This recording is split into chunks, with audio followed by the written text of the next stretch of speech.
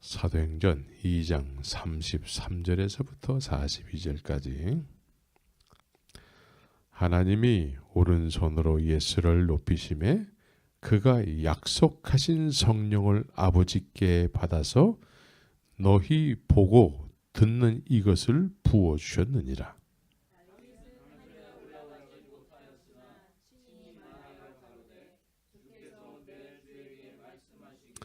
내가 네 원수로 네 발등상 되게 하기까지 너는 내 우편에 앉았으라 하셨도다 하였으니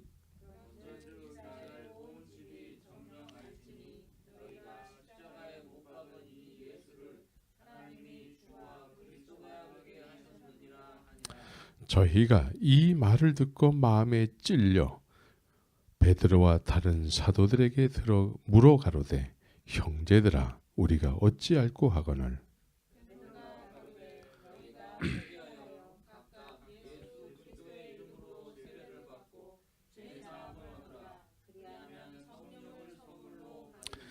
이 약속은 너희와 너희 자녀와 모든 먼데 사람 곧 주 우리 하나님이 얼마든지 부르시는 자들에게 하신 것이라 하고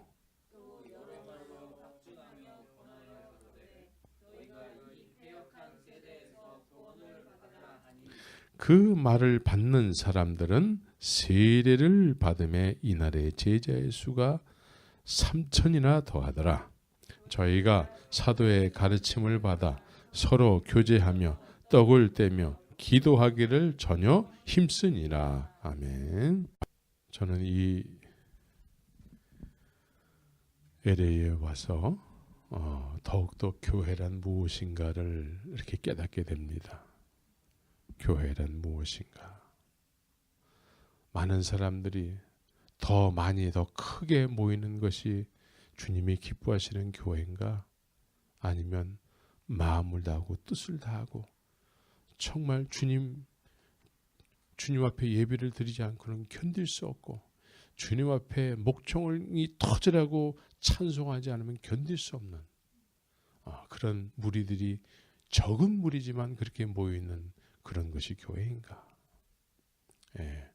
LA 와서 교회를 다시 한번 배우고 깨닫게 됩니다. 지난 주일날은 부활절이었지요. 부활절. 부활절은 왜 있는 거죠? 부활절은 주님이 부활하신 것은 누구나 다 인정하는 사실이지만 2000년 후에 살아가는 우리에게 부활절은 어떤 의미일까? 주님이 살아나셨대. 이 정도의 부활절을 기념하라는 것일까? 아니면 부활절을 통해서 부활 신앙을 가져서 살아야 된다는 것을 우리가 되새겨야 되는 날인가? 어떻습니까? 부활절이라는 것은 부활 신앙을 가져야 되고 또 그런 신앙을 가졌는지 점검해야 되는 날이지요.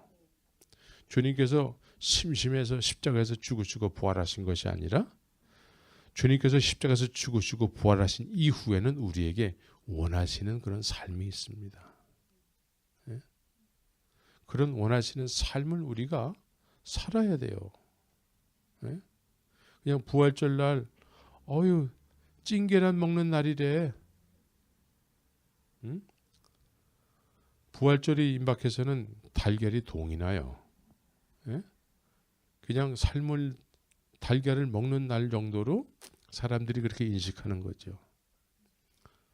부활절은 부활신앙을 갖게 하기 위해서 2000년 전서부터 지금까지 우리에게 허락된 하나님이 우리에게 허락된 기념의 날이죠. 그래서 우리는 부활신앙을 가져야 돼요. 부활신앙은 뭐라고 그랬죠? 부활신앙. 지난 시간에 부활신앙에 대해서 부활의 생명에 대해서 말씀드렸지 않습니까? 부활의 생명. 어떻습니까? 여러분들은 부활의 생명을 소유했습니까? 부활의 생명은 어떤 생명이라고 얘기했죠? 그날 이후에는 어떻게 된다는 얘기죠? 그날이 뭐예요? 그날 주님께서 십자가에서 죽으시고 부활하신 이후에 그 제자들에게 그날 이후에 무슨 일이 일어났다는 거예요. 예.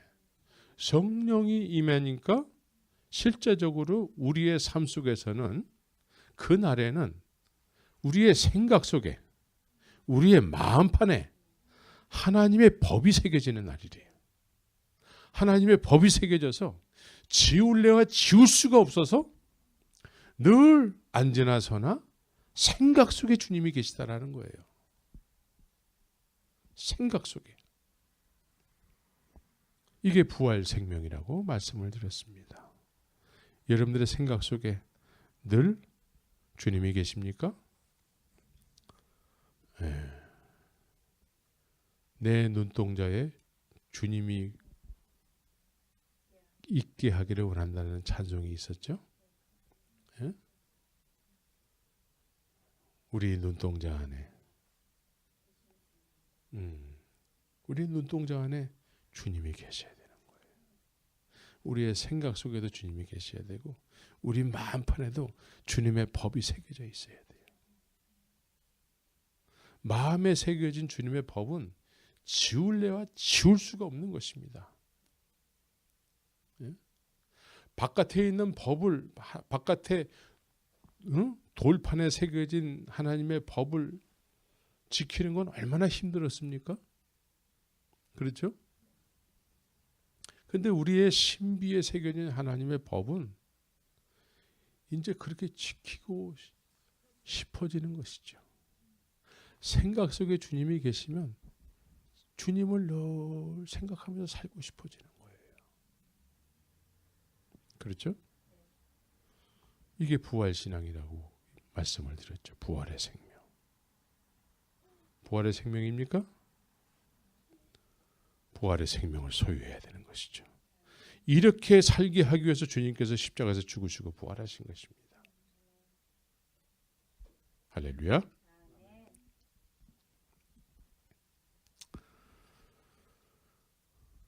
그래서 이 부활의 생명을 소유한 사람들은 더 이상 자신을 위해서 육신적인 삶을 사는 것이 아니고 하나님의 기쁘신 뜻을 쫓아서 그렇게 사는 것이 소원이 된 사람들이에요. 믿습니까? 네, 그래서 실제로 그렇게 살다 갔잖아요.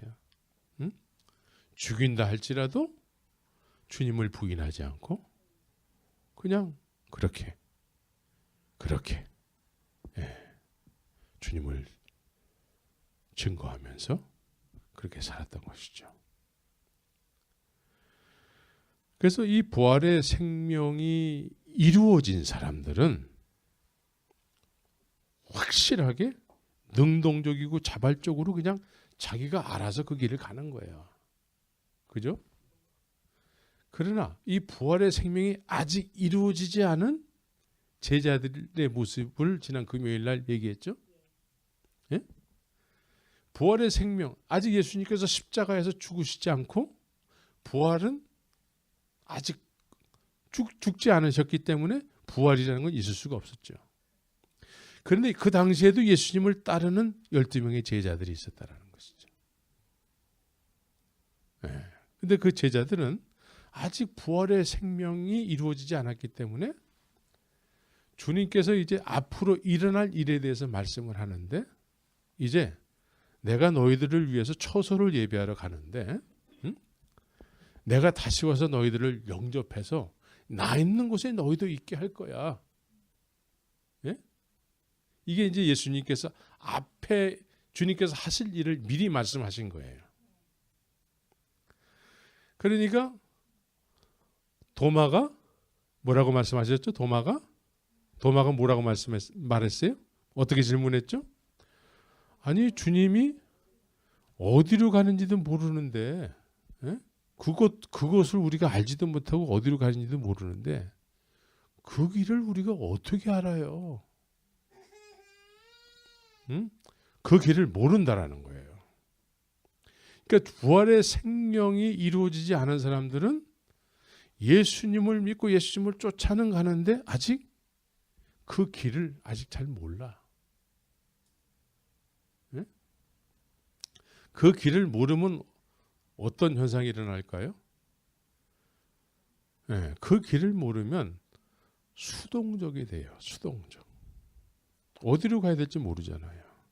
주님이 십자가에서 죽으시는 그 전날에 죽으실 때에 제자들은 이제 주님이 인도를 안 하시니까 어디로 갈지 모르니까 다 도망가 버리는 거예요. 다 도망가는 거예요.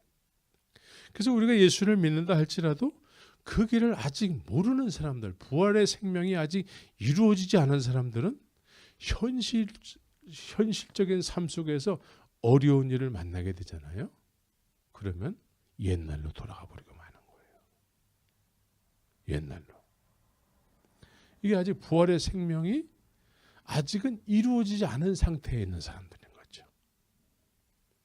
그런데 이 부활의 생명이 아직 이루어지지 않은 사람, 이 제자들도 어떤 사람들이었냐면 자신의 모든 것을 다 내려놓고 예수님을 쫓는 사람들이었어요.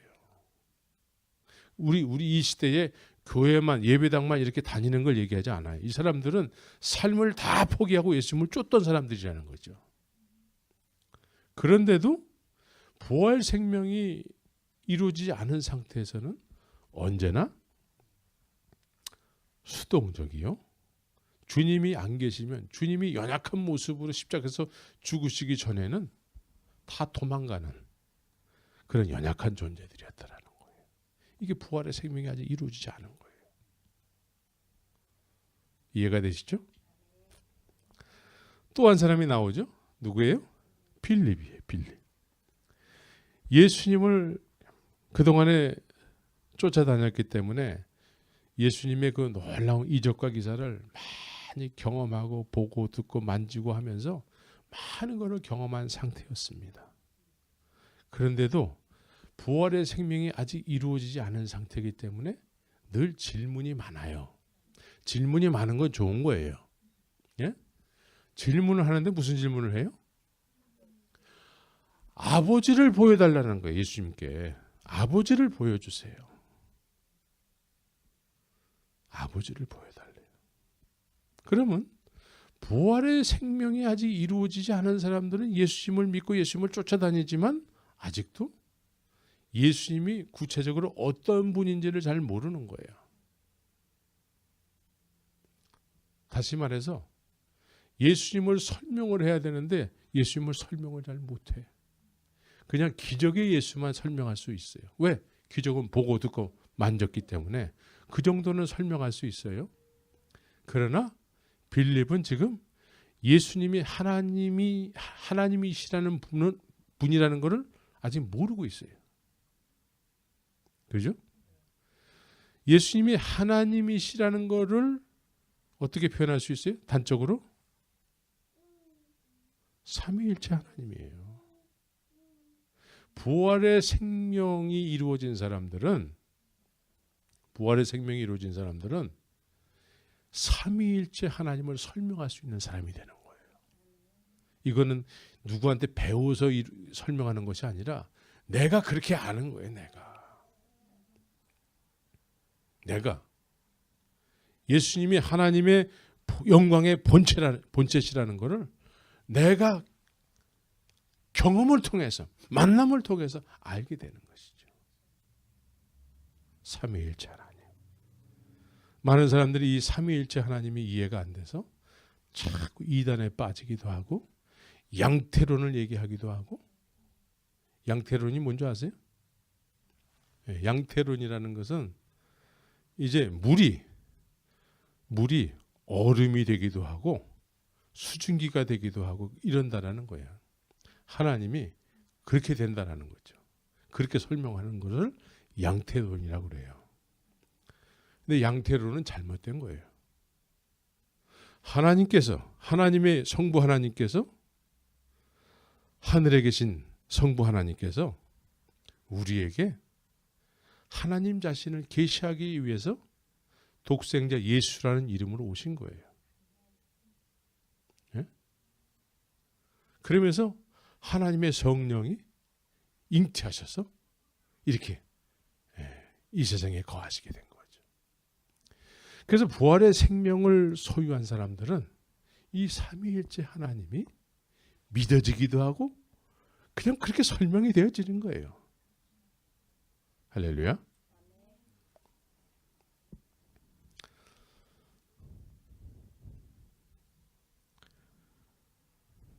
그래서 이 부활의 생명을 우리는 아직 이루어지지 못한 상태에서는 늘 어떨 때는 막 잘 믿는 것 같아요. 근데 어떨 때는 또 이렇게 기복이 심해. 예? 현실 속에서 막 도망가기도 하고. 예? 항상 내가 주님을 따르는 것도 내가 따르기 때문에 내 행위에 만족하는 거예요. 내 행위 중심이 되는 거예요.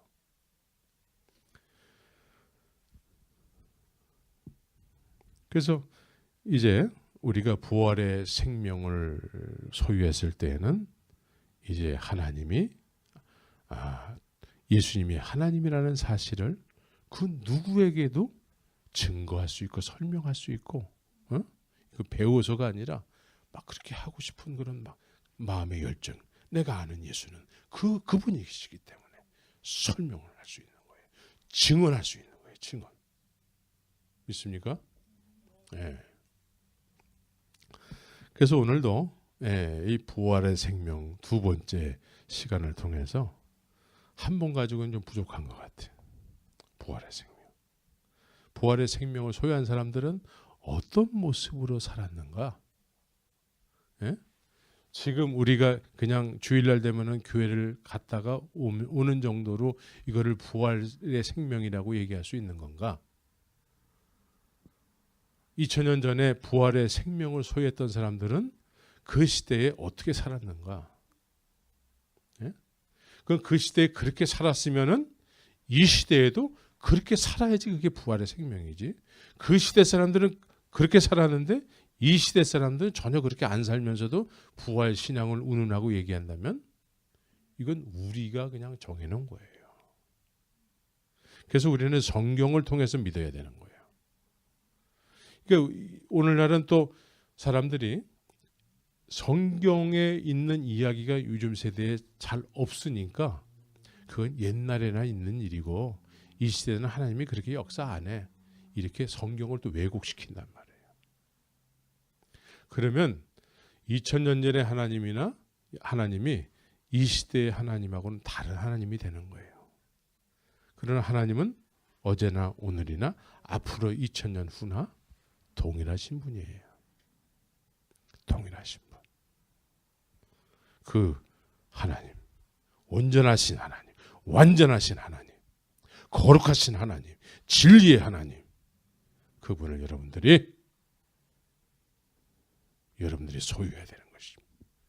그 의도하심 속에 여러분들이 속해야 되는 것입니다. 오늘날 광고들을 보면 말이죠. 광고들을 보면은 참 죽을 병에 대해서 광고들이 설명을 잘 해줘요. 설명을 잘 해주고 그래서 보험을 들라고 얘기를 하죠. 또 죽을 병을 잘 설명하면서 걸리기 전에 예방을 잘하고 살아야 된다고 또 광고를 잘해요. 그런데 그래서 이렇게 광고들을 많이 들어서 이제 의사가 진찰을 하다가 당신 암이군요. 이렇게 선고를 하면은 그 이야기를 들은 사람은 어떻게 될까요? 가슴에 갑자기 찔림이 되는 거죠. 내가 죽는단 말이야? 충격을 받게 되는 것이죠. 내가 이제 죽을 병에 걸렸구나. 우리는 의사의 말을 너무나 아멘 할렐루야 하면서 잘 받아들여요. 예? 의사의 말을. 내가 이제 죽는구나. 얼마 못 사는구나. 그런 사람들은 어떻게 살까요? 어떤 사람들은 그 얘기를 듣고서는 지금까지 살았던 삶의 어떤 방법을 완전히 바꿔서 산속에서 막 산다거나 아니면 누가 좋다고 하는 약이란 약을 다 모아가지고 그 약을 먹으면서 산다거나 지금까지 살던 삶의 패턴하고는 좀 다른 방법으로 살기 시작한다는 거죠. 살기 위해서.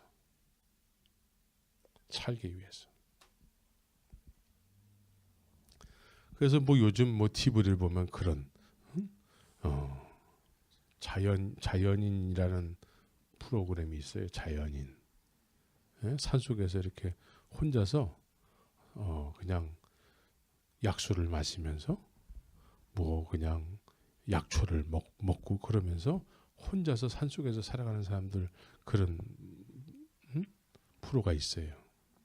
이 사람들은 아침에 눈 뜨면은 약수 먹고 뭐 약초 먹고 뭐 하여튼 뭐 그냥 이게 자연 속에서 살아가는 거예요. 근데 그 사람들의 삶의 목적을 이렇게 보면은 살아가는 거 그 자체가 목적이야. 네, 살아가는 것 자체가 건강하게 그냥 산속에서 그냥 오래 좋은 공기 마시면서 살아가는 그 자체가 목적이 된 사람들이에요.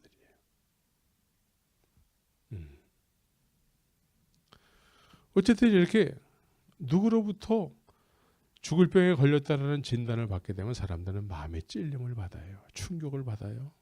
그래서 살려고 굉장히 노력을 해요. 그런데 오늘 본문에서는 뭐라고 말씀하시냐면은 부활의 생명을 소유하게 된 베드로를 중심으로 한 사도들이 말씀을 전하니까 사람들이 그 이야기를 듣고서는 어떤 현상이 일어나게 되죠? 저희가 이 말을 듣고 마음에 찔려 그래요. 마음에 찔렸대요. 네. 마음에 찔렸다라는 의미는 뭐예요? 우리는 하나님으로부터 사형 선고를 이미 받았어요. 예? 사형 선고를 받았단 말이에요. 어떻게 받았죠? 로마서 1장 28절에서부터 32절까지의 내용이 그 사형 선고의 내용이에요. 그렇게 살기 때문에 하나님께서 사형 선고를 내린 거예요. 예? 한번 읽어볼까요? 또한 저희가 마음에 하나님 두기를 싫어하며 하나님께서 저희를 그 상실한 마음대로 내어버려 두사 상실한 마음대로 내어버려 두게 되면은 무슨 일을 하게 될까요? 합당치 못한 일을 하게 된다라는 거예요. 그 합당치 못한 일이 뭡니까? 곧 모든 불의, 추악, 탐욕, 악의가 가득한 자요, 시기, 살인, 분쟁, 사기, 악독이 가득한 자요, 수근수근하는 자요, 비방하는 자요, 하나님을 미워하는 자요, 능욕하는 자요, 교만한 자요, 자랑하는 자요, 악을 도모하는 자요, 부모를 거역하는 자요, 우매한 자요, 배약하는 자요, 무종한 자요, 무자비한 자라. 저희가 이 같은 일을 행하는 자는 사형에 해당하다고 하나님의 정하심을 안 돼요. 그런데 알지만 마음에 찔림이 없으면은 그냥 이것을 합당하게 여기면서 살아가는 것뿐이에요. 찔림을 받지 못하면 이 말씀을 알지만 마음에 찔림을 받지 못하면은 우리는 사형 선고를 받은 상태에서 아무렇지도 않게 살아가는 거예요. 그러나 의사가 우리 육신의 생명에 당신 죽을 병에 걸렸어 이렇게 얘기하면 어떻습니까? 그날서부터 초죽음이 돼가지고 살기 위해서 얼마나 노력을 합니까? 우리는 지금 주님께서 이미 우리에게 사형 선고를 내린 것을 아는데도 불구하고 회개들을 잘 안 해요. 찔림을 받지 않기 때문에. 그리고 우리가 지금 하는 회개는 어떤 회개입니까? 남이 시켜서 하는 회개야. 남이 시켜서. 대부분 남이 시켜서 그래요. 예, 제가 그랬습니다. 그래서 동의하는 정도로 그렇게 남이 가르쳐줘서 그냥 남이 가르쳐줬고 또 남이 이렇게 기도하세요 해서 남이 회개시켜주는 기도를 통해서 그렇게 해서 그걸 회개라고 여기는 거죠. 그런데 사도들이 베드로를 중심으로 한 부활의 생명을 소유한 사람들이 주님을 전하니까 사람들이 그 이야기를 듣고 찔림을 받았다고 얘기하죠. 찔림. 이 찔림은 권능에 의해서 그렇게 이루어지는 거예요. 권능. 성령이 임하면 너희가 권능을 받고 권능에 의해서 그 말을 듣는 사람들이 찔림을 받는 거예요. 이 시대에도 우리에게 절대적으로 필요한 것이 성령에 의한 권능에 의해서 많은 사람들이 메시지를 들었을 때 찔림을 받는 거예요. 제가 이렇게 말씀을 드려도 여러분들이 찔림을 받지 않으면 나도 다시 생각해 봐야 되는 거죠. 우리 모두가 찔림을 받아야 돼.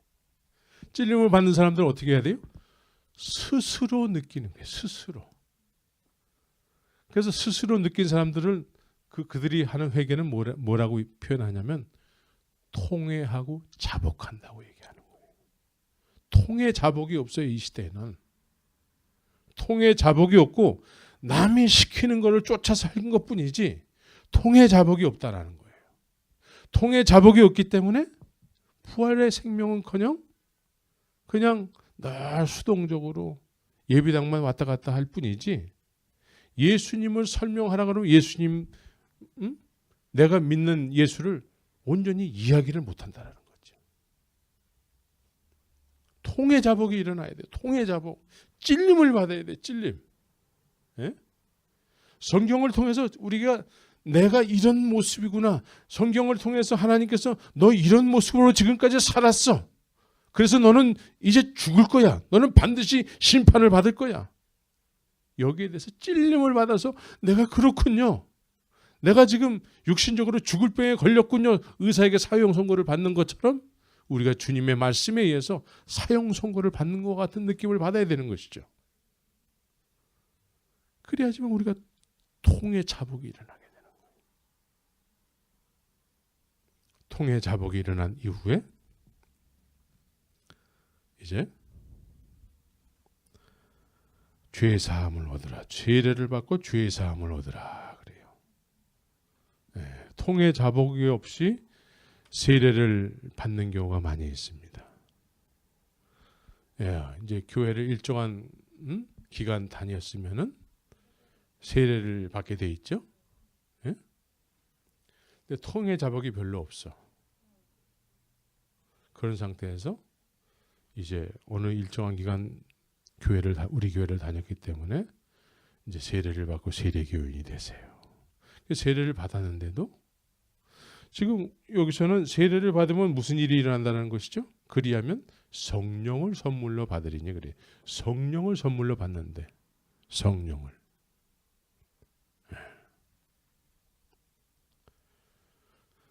난 여러분들이 성령을 선물로 받기를 예수의 이름으로 축원합니다. 예? 그래서 성령이 임하면 이제 우리가 예수님을 만나서 쫓는 제자들과 같은 그런 모습의 삶이 시작이 되는 것이죠. 예? 그래서 성령에 의한 부활의 생명을 소유한 제자들의 메시지는 이때 어땠습니까? 예. 오늘 본문에서는 이 일에 대해서라는 얘기를 해요. 이 일에 대해서. 예? 32절에 보면은 32절에 보면은 이 예수를 하나님이 살리신지라 우리가 다 이 일의 증인이로다 이렇게 얘기를 해요. 성령이 임하면 이 일에 대한 증인의 삶을 살게 되는 거예요. 이 일. 이 일은 뭐예요? 여러분들에게 이 일을 설명하고 이 일에 대해서 증인이 돼야 되는 것이죠. 예? 그렇게 살고 싶어져야 되는 거예요. 이 일. 이 예수를 하나님이 살리신지라 그래요.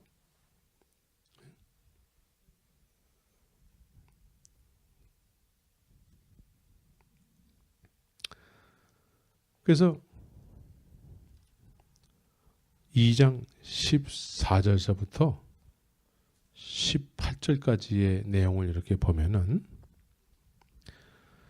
이 베드로와 11 사도와 같이 서서 소리를 높여 가로되, 베드로를 중심으로 해서 11명의 사도들이 지금 이 일을 너희로 알게 할 것이니 그래. 이 일을 너희로 알게 하길 원한다라는 거예요. 이 일을. 여러분들은 이 일에 대해서 세상 사람들에게 알리기를 원하는 그런 간절한 소망이 있습니까? 소원이 있어요? 네? 지금 이 일에 대해서 사실 예루살렘에 사는 유대인들, 얼마 전까지 이 사람들을 죽이려고 했던 사람들이죠. 또 예수님을 죽인 사람들이죠. 이 사람들에 대해서 이 일을 담대하게 외치고 있다라는 거예요. 그래서 부활의 생명을 소유한 사람들은 이 일이라는 것이 내 안에 분명히 있어야 돼요. 이 일. 무슨 일이에요? 우리가 다 일의 증인으로다. 예수를 하나님이 살리신지라. 하나님께서 살리셨다라는 거예요. 그래서 이스라엘 사람들아 이 말을 들으라. 22절에서 너희도 아는 바에 하나님께서 나사렛 예수로 큰 권능과 기사와 표적을 너희 가운데서 베푸사 너희 앞에서 그를 증거하셨느니라. 너희 앞에서 그를 증거했대요. 예? 이 일이 주님께서 너희들 앞에서 증거했다라는 거예요.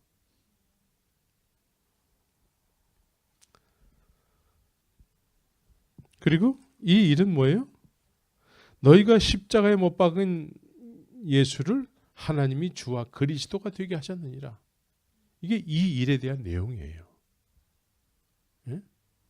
이거를 부활의 생명을 가지고 있는 사람들이 얼마 전까지는 부들부들 막 무서워하고 떨면서 도망갔던 사람들인데, 이 사람들이 자기들을 죽이려고 했던 사람들 앞에서 담대하게 서가지고 이 일에 대해서 얘기를 하는 거예요. 하기 싫은 걸 억지로 했을까요? 망설이다가 할까 말까 막 망설이다가 했을까? 이거 해야 될까 말아야 될까 막 이렇게 고민하다 했을까요? 여러분들은 어떻습니까?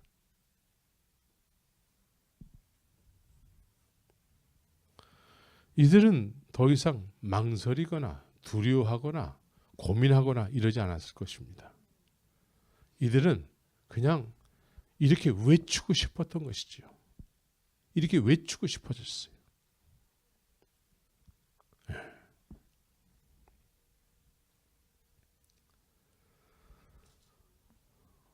로마서에 보면 이런 얘기가 있어요. 이런 말씀이 있는데, 모든 사람이 죄를 범하였음에 하나님의 영광에 이르지 못하더니 라는 말씀이 있어요. 죄가 있기 때문에 하나님의 영광에 이르지 못한대. 예? 죄 때문에 하나님을 알 수도 없고 하나님의 영광에 이르지도 못하고, 예? 그냥 자기 잘난 맛에 살다가 간다라는 거예요. 그런데 예수님께서 세상에 오셔서 십자가에서 죽으시고 부활하신 목적을 다시 표현하면 어떤 표현이 될까요? 모든 사람이 죄를 범하였으며 하나님의 영광에 이르지 못하다가 예수님께서 십자가에서 죽으시고 부활하셔서 이 사실을 성령에 의해서 믿게 된 사람들은 하나님의 영광에 이르게 된 거예요. 하나님의 영광이 임하니까 더 이상 두려워하거나 망설인다거나 고민한다거나 내가 앞으로 어떻게 살아야 된다, 불안해하고 이러지 않고 그냥 담대하게 그냥 이야기할 이 일에 대한 이야기할 내용이 그냥 담대하게 외치게 됐다는 것이죠. 하나님의 영광이 임하는 거예요. 하나님의 영광이 임하는 거야.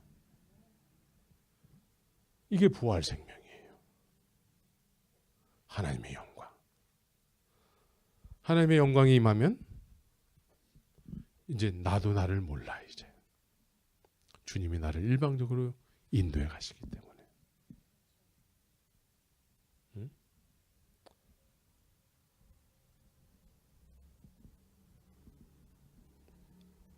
이게 부활 생명이죠. 이게 부활 생명이에요.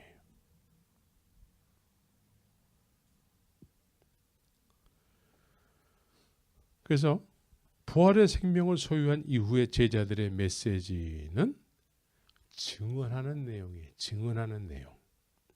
자기들이 경험한 내용을 이야기하는 거예요. 배워서 학위를 따서 전하는 내용이 아니라 그냥 자신들이 경험되어진 내용을 증언하는 거예요.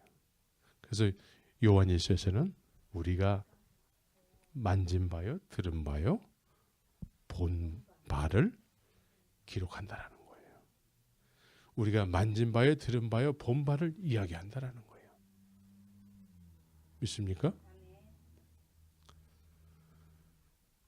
그래서 32절에 보면은 이 예수를 하나님이 살리신지라 우리가 다 이 일의 증인이로다 그러게. 우리가 경험했기 때문에 이거를 증언한다라는 거예요. 그래서 36절에서도 이스라엘 모두가 다 알아야 할 내용이 너희가 십자가에 못 박은 이 예수를 하나님이 주와 그리스도가 되게 하셨느니라. 너희가 십자가에 못 박은 이 예수를 하나님이 주와 그리스도가 되게 하셨느니라. 이거를 담대하게 외치는 거예요. 증언하는 거예요.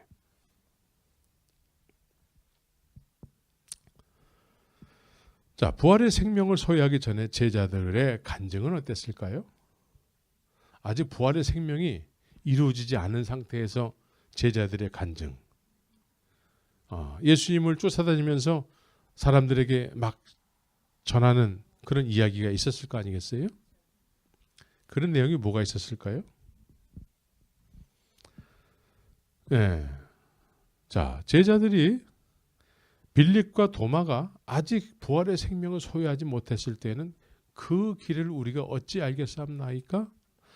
아버지를 보여주세요. 이런 이야기들을 했단 말이에요. 아직 부활의 생명이 이루어지지 않았죠. 그러나 이들은 예수님에 대해서 부분적으로 쫓아다니면서 알았어요. 그리고 부분적으로 이들이 또 놀라운 이적과 기사를 행하기도 했어요. 그 내용을 한번 볼까요?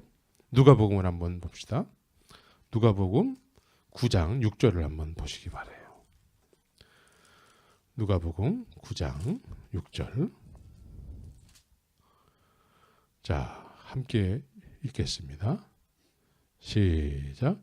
제자들이 나가 각천에 두루 행하여 처처에 복음을 전하며 병을 고치더라 그래요. 병을 고치더라. 또 10절을 같이 한번 읽겠어요. 시작. 사도들이 돌아와 자기들의 모든 행한 것을 예수께 고한대. 네? 그러니까 지금 둘씩 짝을 이루어가지고 막 여기저기 복음을 전하면서 무슨 일을 하셨어요? 무슨 일을 했어요? 병을 고치고 귀신을 내쫓고 죽은 자를 살리기도 했을 거예요. 그래서 이들이 아직 부활의 생명이 이루어지지 않은 상태에서도 이들의 간증은 뭐였어요? 예수님은 병을 고치는 예수라는 거예요. 예수의 이름으로 병을 고쳤다라는 거죠. 귀신을 내쫓았다라는 거예요. 예? 오병이의 기적을 이야기할 수도 있습니다. 예? 문둥이를 고친 이야기를 할 수도 있고 장님이 눈 뜬 이야기를 할 수도 있어요. 부활의 생명이 아직 이루어지지 않은 상태인데도 불구하고 이러한 간증은 있을 수 있다는 거예요. 부활의 생명을 가진 이후에도 이런 간증은 동일하게 있을 수 있습니다. 부활의 생명이 이루어진 상태에서 이들은 더 이상 병을 고치고 문둥병을 고치고 귀신을 내쫓고 하는 이런 간증이 중요한 간증이 아니라 이제 중요한 내용은 뭐예요? 너희들이 죽인 예수가 하나님께서 주와 그리스도가 되게 하셨다라는 거예요. 십자가의 예수, 십자가의 복음을 증거하는 그런 제자들의 모습이 됐다라는 것이죠. 이게 부활의 생명을 소유한 사람들이 메인 메시지가 십자가의 도를 얘기했다라는 거예요. 십자가의 복음을 얘기했다라는 것이죠. 믿습니까?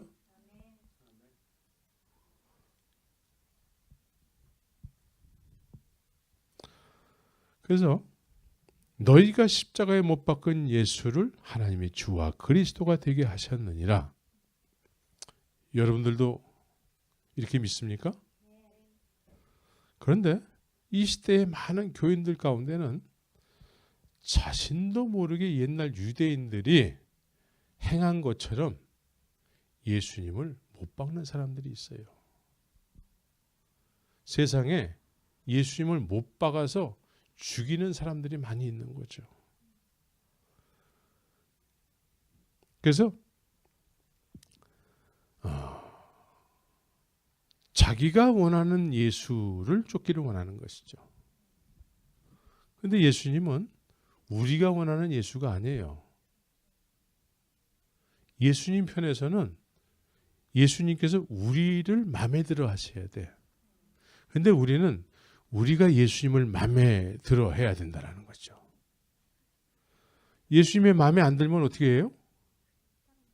삶 속에서 예수님의 마음에 안 들면 예수님을 무시하고 내 마음대로 행한단 말이에요. 그럼 예수님을 무시하고 내 마음대로 행하게 되면은 믿지 않는 사람들이 볼 적에는 어떻게 돼요? 예수님이 없구나. 예수님을 죽이는 거예요. 유대인들이 그랬잖아요. 우리가 원하는 예수는 당신이 아니라는 거예요.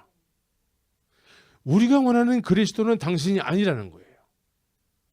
그래서 십자가에 죽인 거죠. 할렐루야. 그래서 이 시대도 동일하게 내 마음에 드는 예수를 자꾸 믿으려고 하는 사람들은 삶의 현장 속에서는 내 마음에 드는 예수는 없어요. 예? 예수님 마음에 드는 내가 돼야 되지 내 마음에 드는 예수는 없습니다.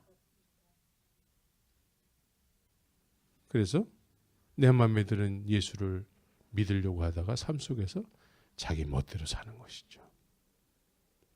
자기 멋대로, 자기 마음대로, 내키는 대로 그렇게 사는 사람들을 통해서 그래도 입으로는 예수를 믿는데 왜? 예배당을 다니니까. 그런 사람들이 이 시대에도 예수님을 십자가에 못 박는 거예요. 이해가 되십니까? 그것을 하나님을 만홀히 여기는 죄라고 여기는 거예요. 그렇죠? 우리 뒤안길을 한번 보세요. 내 마음에 드는 예수를 믿었는데 내 마음대로 예수님께서 해주지 않으니까 내가 원하는 대로 해주지 않으니까 내가 원하는 대로 내 마음대로 살고자 하는 어떤 그런 내 육신의 소욕을 통해서 사람들에게 상처를 주고 예수님이 없는 것처럼 살았던 적이 있었던 것이죠. 그러므로 인해서 나도 옛날에 유대인들처럼 예수님을 십자가에 못 박는 거예요.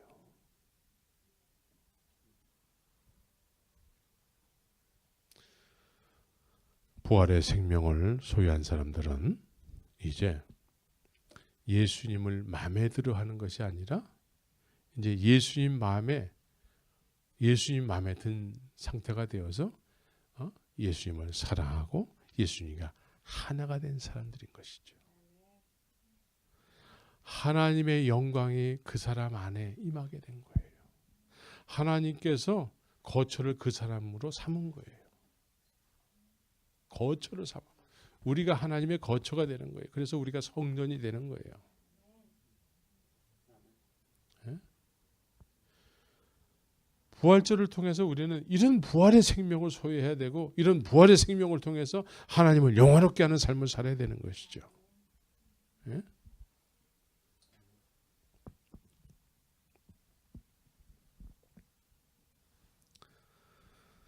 그래서 성령을 선물로 받았으면 나타나는 열매는 부활의 생명이 되는 거예요.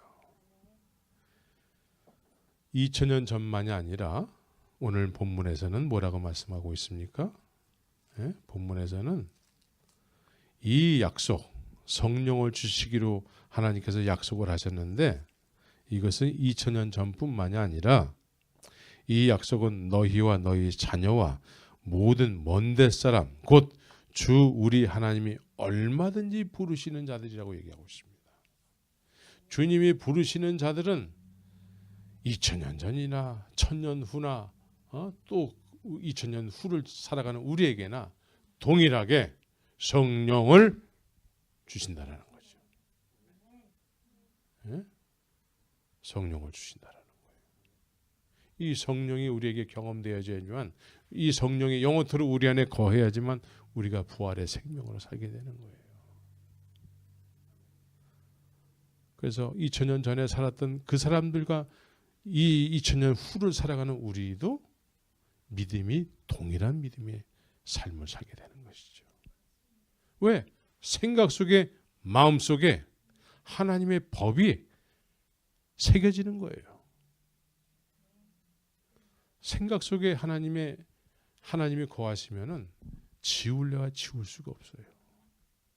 그렇죠? 네. 우리 젊은 시절에 우리 생각 속에 어떤 이성이 들어오게 되잖아요. 그러면 어떤 현상이 일어날까요? 일단은 잠이 잘 안 와. 일단은 예? 생각을 안 할래도 자꾸 생각이 돼서 잠이 잘 안 와.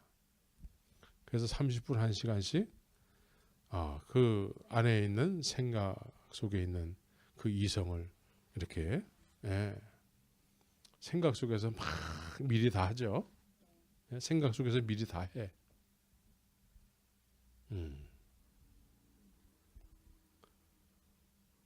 그런 기억들이 다 있잖아요.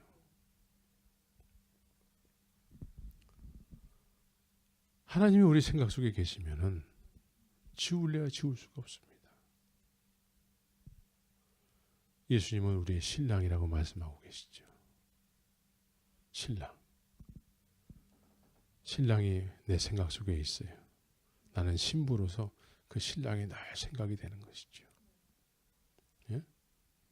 생각 속에 내 신랑이 있으면 성경은 이걸 혼인했다라고 얘기를 하는 거예요. 혼인. 그래서 혼인이 된 상태는 부활 생명으로서 이제 가서 모든 족속으로 제자를 삼는 자녀를 생산해내는 그런 삶을 살게 되는 것이죠. 수십 년을 예배당은 다녔는데도 자녀 생산을 한 번도 해본 적도 없고 어떻게 하는지도 모르고 예수님에 대해서 뭘 신랑인데도 불구하고 예수님에 대해서 얘기할 내용도 없고 얘기한다라는 것은 다니는 교회 목사님 얘기나 하고 예수님에 대해서는 얘기를 할 내용이 없고 우리 목사님은 말해요. 이런 얘기나 하고 예수님 얘기를 해야지 왜 목사 얘기를 해요? 그죠? 그래서 어느 사람이 이런 글을 썼어요. 현대 교회는 가두리 양식장이다. 가두리 양식장 알죠? 예? 부산 앞바다에 목포 앞바다에 뭐 이런 데에 가두리 양식장이 있어요. 예? 참치 뭐 이런 거를 이렇게 가둬 가지고 키워요. 그래서 그 가두리 양식장에 있는 물고기들은 그 주인밖에 몰라. 주인이 맨날 물고기에다가 먹이를 더 주니까, 그래서 주인이 이렇게 먹이를 주는 주인밖에 몰라요. 이 교회는, 요즘 현대 교회는 가두리 양식장인 것 같다. 그래서 성도의 소유권이 바뀐다라고 얘기를 해요. 하나님에게 있는 것이 아니고 목회자로 자꾸 바뀐대. 자연 먹이 사슬에서 주인이 의도한 먹이로 자꾸 바뀌는 거예요. 사역자가 교회에 자꾸 집착하게 되는 거예요. 그래서 가두리 양식장에는 갇혀진, 가두어서 키우는 물고기가 적어야 될까 많아야 될까? 많아야 되는 거예요. 일단 많아야 돼. 자기 소유를 생각하는 거예요. 이 시대의 교회를 가두리 양식장에 비교를 했어요. 물고기는 자연적인 상태에서 키워줘야 되는 것이죠. 성도는 하나님의 양이 돼야 되는 거예요. 목사의 양이 되면 안 돼요.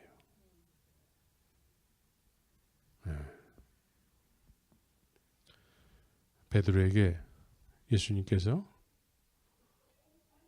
네가 나를 사랑하느냐? 내 양을 먹이라. 누구의 양이에요? 예수님의 양을 베드로에게 먹이라고 얘기하고 있습니다.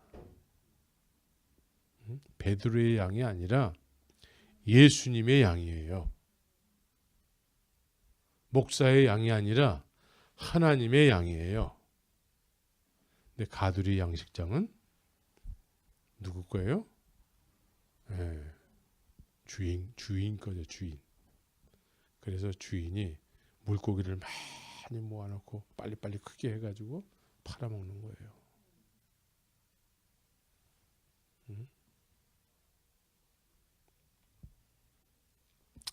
그래서 패역한 세대에서 구원을 받으라 이렇게 얘기하고 있습니다. 죄는 항상 패역한 세대를 살게 하지요.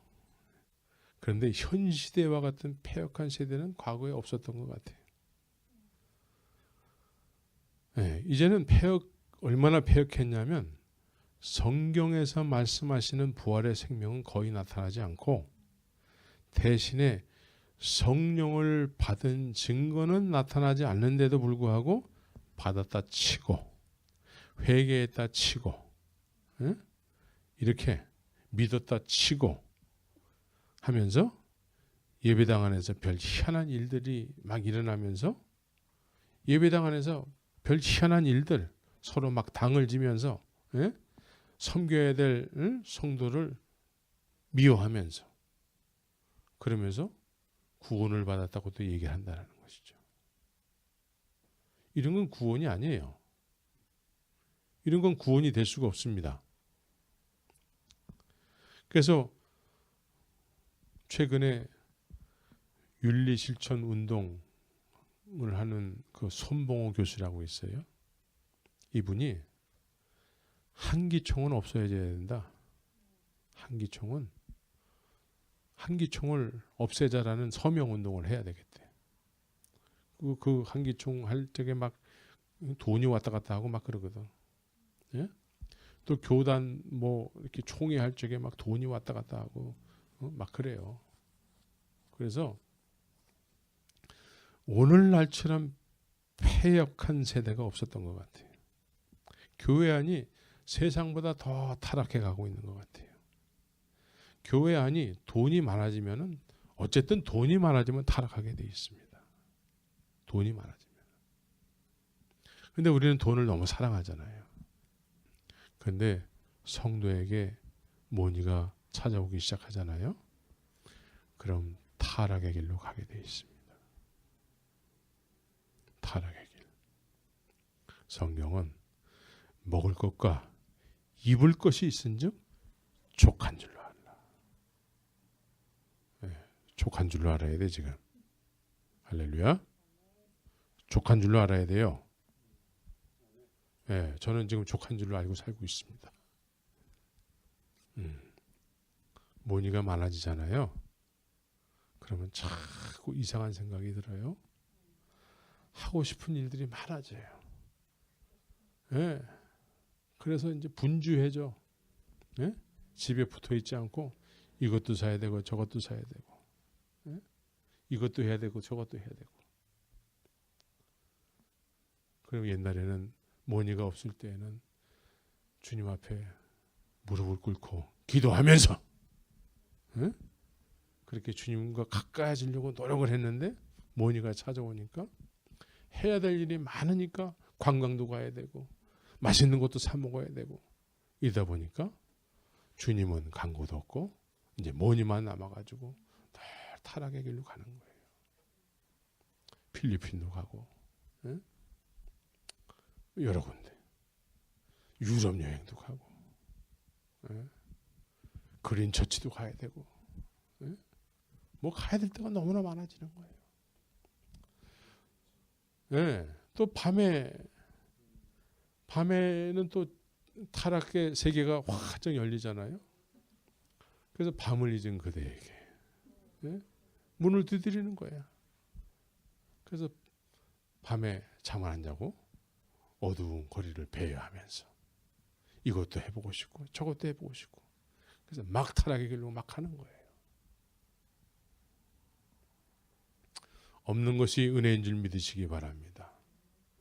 대신에 부활의 생명은 주님을 전하지 않으면 견딜 수 없어 하는 그런 마음의 소원이 있게 되는 것입니다. 하나님의 영광에 이르게 되는 거예요. 그전에는 모든 죄로 인해서 하나님의 영광에 이르지 못하다가 이제 주님께서 십자가에서 죽으시고 부활하셔서 나를 위해서 십자가에서 죽으시고 부활하셔서 이제는 하나님의 영광이 내게 임하는 거예요. 그 일이 사도행전에 일어난 거예요.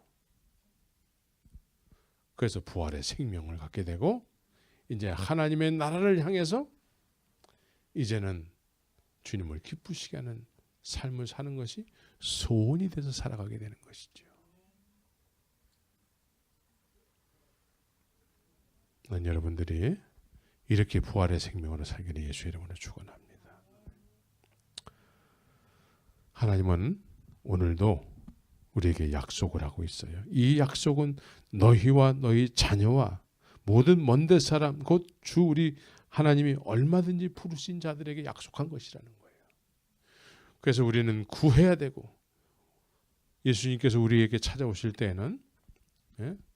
우리가 잘 될 때 찾아오지 않아요. 예수님께서 우리가 잘 될 때 찾아오면은 우리가 예수님을 알아보지 못해요. 그런데 우리가 힘들고 어렵고 고난 중에 주님이 그 고난을 가지고 찾아오세요. 그러면 우리는 그 고난 가운데서 주님요 이 손을 붙잡고 가소서, 이렇게 주님 앞에 가난한 심령이 돼서 주님을 찾게 되는 것이죠.